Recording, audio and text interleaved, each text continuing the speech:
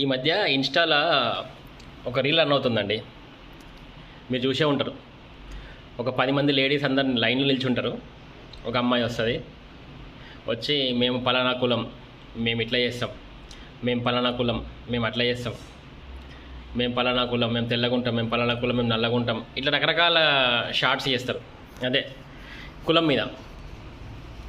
ఒక ప్రశ్న అడుగుతా. ఆల్రెడీ మన దేశాన్ని కులంతో పొలిటీషియన్స్ ఎంత విడగొట్టాలో అంత విడగొడుతారు, అవునా?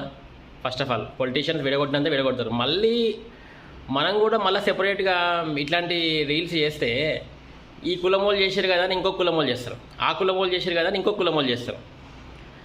ఇట్లా అన్ని కులాలు చేయడం వల్ల యంగర్ జనరేషన్ ఏమవుతుంది, ఓ మనం ఇది, మనం అది, మనం ఇది.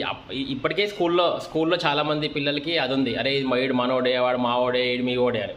కాలేజీ పిల్లలు అయితే కులాలతో గ్రూపులు కట్టుకుంటున్నారు. మళ్ళీ మనం కూడా ఎందుకండి రీల్స్, నాకు అర్థం కాదు అట్లాంటి రీల్స్. నేను ఇలా ఒక క్వశ్చన్ అడుగుతా. ఎవరైతే మాది పలానా కులము, మేము గొప్ప పలానా కులం ఇట్లా అనుకుంటారు కదా, పెద్ద కులం చిన్న కులం అని. ఇట్లాంటి వాళ్ళందరూ ఏం చేయాలంటే ఒక ఊరు తీసుకోవాలి. ఆ ఊర్లో వీళ్ళు ఒక్కలే ఉండాలండి, ఈ కులం ఒక్కలే ఉండాలి. ఏ కులం అన్నా కావచ్చు, పైనుంచి కింద వరకు. మీ గొప్పలు కదా, మీ కులం వాళ్ళు ఏ కులమైనా కావచ్చు. ఆ కులం ఆ ఊర్లో అన్ని పనులు మీరే చేసుకోండి, అన్నీ. ఇక వేరే కులం కూడా రావద్దు. ఎందుకంటే మీ పలానా గ్రేట్ కులం కదా, ఏ కులం అన్నా కావచ్చు. అది అట్లా అవుతుందా అండి? అట్లా ఉండగలుగుతారా? అంటే ఎంత పెద్ద కులమైనా, ఎంత చిన్న కులమైనా ఇంకొక కులం మీద ఆధారపడాల్సి వస్తుంది.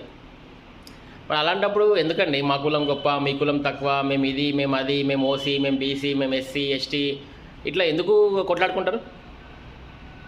ఆలోచించండి ఒకసారి.